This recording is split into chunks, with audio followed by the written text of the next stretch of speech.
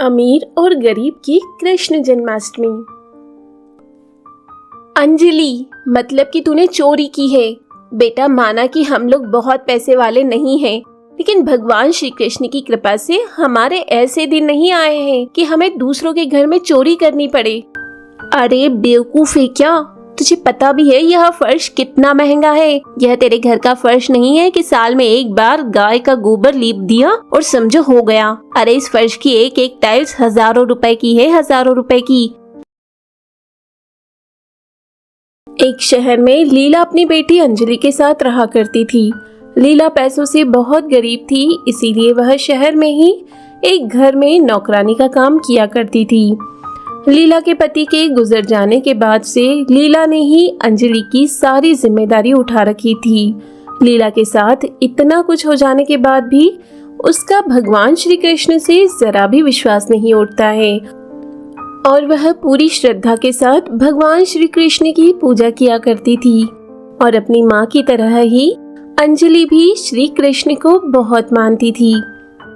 एक दिन अंजलि जब सुबह सुबह किराना दुकान से सामान लेकर घर वापस आ रही होती है कि तभी, बहन जी, मैंने ये घी रख दिया है, इससे पहले कि कोई बिल्ली या कुत्ता उठा ले, आप इसे अंदर रख लीजिए।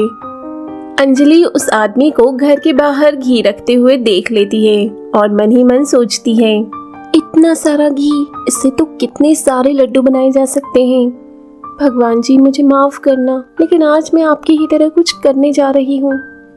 ऐसा कहकर अंजलि उस घी को उठाकर घर ले आती है और घर आकर अपनी माँ से कहती है, माँ बहुत जोरों की भूख लगी है, आप मेरे लिए खाना लगा दीजिए ना। हाँ बेटा, अभी लगा देती हूँ, लेकिन तू यह डिब्बे में क्या लेकर घूम रही है? माँ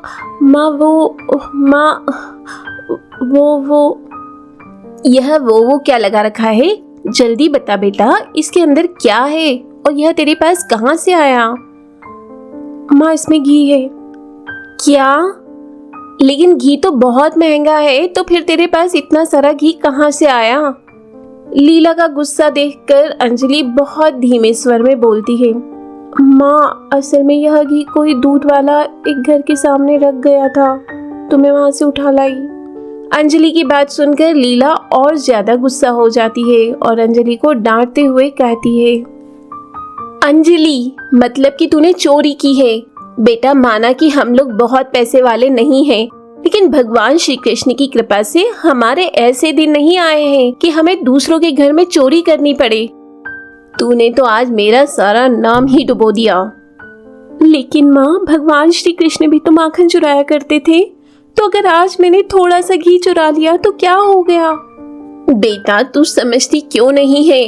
वह भगवान थे। भगवान कुछ भी कर सकते हैं, लेकिन अगर किसी को पता चला कि तूने घी चुराया है तो फिर हम दोनों कहीं मुंह दिखाने लायक नहीं बचेंगे। अब चुपचाप जाकर इसे जहां से लाई है वहीं वापस रखा, वरना तुझे आज खाना नहीं मिलेगा।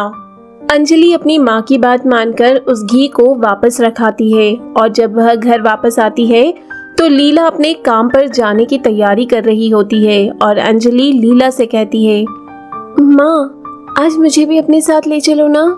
अंजलि की बात सुनकर लीला मन ही मन सोचती है, इसे ले तो जाऊं, लेकिन मेरी बेटी कोई ऐसी वैसी हरकत ना कर दे जिससे मुझे मेरी मालकिन के आगे शर्मिंदा होना पड़े। ठीक है अंजलि, मैं तुम्हें अपने साथ ले चलूंगी, लेकिन तुम्हें मुझसे वादा करना होगा कि तुमने आज सुबह जो हरकत की थी वैसी कोई भी हरकत वहां नहीं करोगी। माँ, मैं आज सुबह की गलती के लिए आपसे माफी मांगती हूँ और आपसे वादा करती हूँ कि आगे से ऐसी कोई भी गलती नहीं होगी। अपनी बेटी को अपनी गलती का पछतावा करता देख लीला को बहुत खुशी होती है और वह अंजलि को अपने साथ ले जाने के लिए तैयार हो जाती है। लेकिन लीला की मालकिन स्वभाव से बहुत ही खड़ूस और कंजूस थी। लीला और अंजलि मालकिन के घर पहुंचते हैं और लीला के साथ अंजलि को देखते ही लीला की मालकिन कहती है, लीला, यह तू अपने साथ किसे ले आई? मैडम, यह मेरी बेटी है और आज घर पर कोई नहीं था तो मैं इसे अपने साथ ले आई।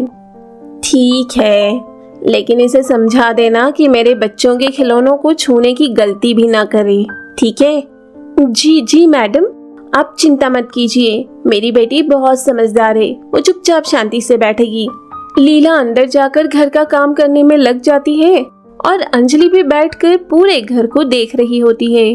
अंजलि को ऐसा देख लीला की मालकिन को उस पर शक होता है और वो मन ही मन सोचने लगती है, यह लड़की मेरे घर को इतने गौर से क्यों देख रही है?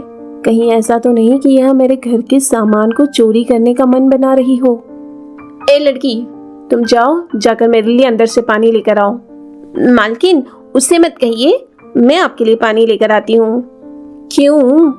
अरे वो पानी ले आएगी तो कौन सा पहाड़ टूट जाएगा। ठीक है आंटी, मैं आपके लिए पानी लेकर आती हूँ। अंजलि किचन में जाकर पानी लेकर आती है, लेकिन पानी देते वक्त उससे गलती से गिलास नीचे गिर जाता है और मालकिन उस पर खूब चिल्लाती है, अरे बेवकूफ है क्या? तुझे पता भी है यह फर्श कितना महंगा है? यह तेरे घर का फर्श नहीं है कि साल में एक बार गाय का गोबर लीप दिया और समझो हो गया। अरे इस फर्श की एक एक टाइल्स हजारों रुपए की है, हजारों रुपए की। अगर इनमें से एक भी टूट गई तो इसकी कीमत चुकाते चुकाते तेरी माँ की उम्र गुजर जाएगी।